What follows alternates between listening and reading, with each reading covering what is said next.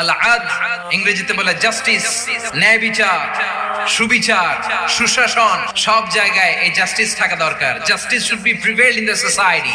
আদল অনেকে না বুঝলেও আদালত শব্দটা বুঝবেন। যেখানে বিচার কার্যের ফয়সালা করা হয়, কোর্ট কাচারি আদালত, এটা তো ভেরি কমন।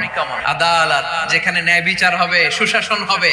কিন্তু ভাগ্যের কি নির্মম পরিহাস, ওখান থেকে মিথ্যা সাক্ষী দিয়ে মনমতো রায় দিয়ে দেয়া হয়। এগুলোর পরিবর্তন হওয়ার দরকার আছে না নাই? আদলের বিপরীত হচ্ছে জুলুম। যে সমাজে আদল থাকে না, সেই সমাজে জুলুম মানুষের ঘাড়ে চেপে বসে।